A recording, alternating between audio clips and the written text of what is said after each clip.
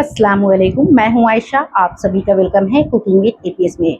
आज हम बनाएंगे सिर्फ दो चीज़ों से ब्रेड का ऐसा डिज़र्ट जिसे कम वक्त में आप बनाकर तैयार कर सकते हैं और बहुत ज़्यादा टेस्टी और मज़ेदार लगता है। कभी मीठा खाने का मन हो या घर में किसी की दावत हो, इसे आप ज़रूर बनाइएगा। बहुत कम टाइम में बहुत ही टेस्टी और लजीज बनकर तैयार होता है। परफेक्ट डिज़र्ट बनाने के लिए इस रेसिपी को एंड तक ज़रूर देखें। तो चलिए इस मज़ेदार सी रेसिपी को बनाना शुरू करते हैं। सबसे पहले यहाँ पर हमने एक कढ़ाई ले लिया है जिसमें 2 बड़ा चम्मच पानी ऐड कर दिया है।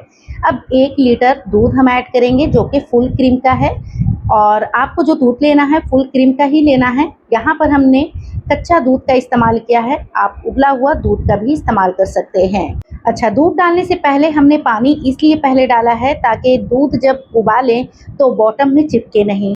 जब दूध डाल दीजिए उसके बाद हाई फ्लेम पर एक उबाल आने तक दूध को चलाते हुए पकाना है। अच्छा, दूध को चलाते हुए इसलिए पकाना है, अगर बॉटम में चिपक जाता है तो दूध का टेस्ट बिल्कुल अलग हो जाता है, इसलिए दूध को लगातार चलाते हुए उबाल लाना है। तो यहाँ पर फ्लेम को हमने हाई रखा है, जैसे उबाल आ जाएगा फ्लेम को हम मीडियम कर देंगे। और यहाँ पर आप देख सकते हैं दूध में उबाल आ चुका है। उबाल आने के बाद 5 मिनट के लिए फिर से हाई फ्लेम पर इसे चलाते हुए पकाएंगे ताकि दूध की जो क्वांटिटी है ना वो कम हो जाए। अच्छा, जो कढ़ाई की किनारी में दूध चिपक रही है उसे आपको छुड़ाते हुए दूध को उबालना है ताकि इसमें लच्छे नहीं बने, क्योंकि इसका टेक्सचर बिल्कुल क्रीमी होनी चाहिए, इसलिए हमें इसे साफ करते हुए दूध को चलाते हुए पकाना है। तो यहाँ पर आप देख सकते हैं क्वांटिटी कम हो गई है। अब इसमें हम शक्कर ऐड करेंगे। तो आधा कप यहाँ पर हमने शक्कर ऐड कर दिया है। जो कटोरी है ना वो आधा कप के बराबर है, इसलिए हमने कटोरी से ऐड किया है। अगर आपके घर में छोटी कटोरी है ना उससे 1 कटोरी आप डाल सकते हैं। अच्छा, 1 लीटर दूध के लिए हमने आधा कप शक्कर का इस्तेमाल किया है। अगर आपको मीठा कम पसंद है तो आप थोड़ा बहुत कम कर सकते हैं। अच्छा, ज़्यादा आप बिल्कुल नहीं डालें वरना बहुत ज़्यादा मीठा हो जाएगा। शक्कर डालने के बाद इसे चलाते हुए पका लेंगे मीडियम फ्लेम पर, ताकि शक्कर का जो कच्चापन है ना वो अच्छे तरीके से खत्म हो जाए। दूध की क्वांटिटी आधी हो चुकी है। अब इसमें कस्टर्ड ऐड करेंगे। तो इसके लिए आधा कप रूम टेम्परेचर पर मिल्क लिया है यानी दूध, और साथ ही हम 2 बड़ा चम्मच भरकर कस्टर्ड पाउडर ऐड करेंगे। तो यहाँ पर हमने छोटा चम्मच से लिया है इसीलिए 3 चम्मच लिया है। अगर आपके पास चम्मच बड़ा है तो आप 2 चम्मच लें। अच्छे से मिक्स करना है, इसमें कोई भी तरह का लम्स नहीं होनी चाहिए, और ख्याल रहे गर्म दूध में आपको कस्टर्ड मिक्स बिल्कुल नहीं करना है। अब इस कस्टर्ड को दूध में डाल देते हैं। तो इस पॉइंट पर फ्लेम को हमने लो कर दिया है और थोड़ा थोड़ा डालते जाएं और इसे मिक्स करते जाएं। ऐसा करने से लम्स बिल्कुल नहीं बनता है, जो भी गुठलियाँ रहती है ना वो बिल्कुल नहीं बनता है, और इससे आपको एक अंदाज़ा भी होता है कि हमें कितना डालना है। थोड़ा थोड़ा करके हमने सभी कस्टर्ड को डाल दिया है और इसे मीडियम फ्लेम पर चलाते हुए पका रहे हैं। आप देख सकते हो कि थोड़ा थिक हो रहा है। जैसे थोड़ा थिक होने लगे वैसे इसमें थोड़े से नट्स ऐड करेंगे। 7 से 8 बादाम लिया है जिसे कट करके डालना है, और यहाँ पर 6 से 7 हमने पिस्ता ले लिया है। आप चाहें तो इस पॉइंट पर काजू भी डाल सकते हैं, और अगर आपको नट्स पसंद नहीं है तो आप स्किप भी कर सकते हैं। 3 से 4 मिनट के लिए धीमी आंच पर पकाते हुए हो गया है, और आप देख सकते हैं काफ़ी ज़्यादा थिक हो चुका है। इससे ज़्यादा आपको थिक नहीं करना है। इस पॉइंट पर आप कुछ इस तरीके से चेक कर सकते हैं कि कस्टर्ड को कितना थिक रखना है। जैसे बबल आने लगे इस पॉइंट पर फ्लेम को ऑफ कर देना है। इससे ज़्यादा अगर गाढ़ा कर देंगे तो ठंडा होने के बाद बहुत ज़्यादा थिक हो जाएगा। तैयार हो गया है, इसे साइड में रखते हैं और नेक्स्ट प्रोसेस देख लेते हैं। तो यहाँ पर हमने ब्रेड ले लिया है। ब्रेड कम ज़्यादा आप अपने फैमिली के अकॉर्डिंग कर सकते हैं। ज़्यादा ब्रेड का बनाना है तो आप ज़्यादा ब्रेड ले सकते हैं। अच्छा, यहाँ पर ब्रेड की स्लाइस को हम गिलास से कट कर लेंगे। अगर आपके पास कटर है या छोटा गिलास है तो उससे भी कट करके तैयार कर सकते हैं। हमने यहाँ पर थोड़ा सा बड़ा साइज में कट किया है, और ब्रेड के साइज़ के हिसाब से हमने कट किया है। अगर आपके पास बड़ा ब्रेड का साइज़ है ना तो आप 2 से 3 भी कट करके निकाल सकते हो, या फिर छोटी कटोरी जो होती है जिससे हम चटनी वगैरह में इस्तेमाल करते हैं उस कटोरी से भी इसे काट कर अलग कर सकते हैं। लेकिन ख्याल रहे कि कटोरी हो या गिलास, उसकी जो किनारी है ना उसकी धार अच्छी होनी चाहिए ताकि अच्छे से ब्रेड कट हो सके। और एक बात का और ख्याल रखना है, ब्रेड आपको बिल्कुल ताज़ा लेना है। अगर बासी ब्रेड का बनाते हैं तो ब्रेड टूटने लगता है, इसलिए ताज़ा ब्रेड का इस्तेमाल करना है। और ये जो बचा है ना, इसे आप ब्रेड क्रम या फिर कोई भी डिज़र्ट या स्नैक्स बना सकते हैं। तो यहाँ पर कट करके हमने तैयार कर लिया है। जितना हमें ब्रेड तैयार करना है उतना हमने काट के तैयार कर लिया है। अब इसके लिए फिलिंग तैयार कर लेते हैं। तो यहाँ पर हमने 1 कप मिल्क पाउडर लिया है और इसकी जगह पर आप मावा यानी खोया का भी इस्तेमाल कर सकते हैं। ये मीठा है तो हम शक्कर का इस्तेमाल नहीं करेंगे। अगर आप खोया में बना रहे हैं तो उसमें आपको शक्कर पाउडर का इस्तेमाल लाजमी करना है। अब इसमें हम ऐड करेंगे आधा कप दूध से निकली हुई मलाई, जो कि दूध के साथ है।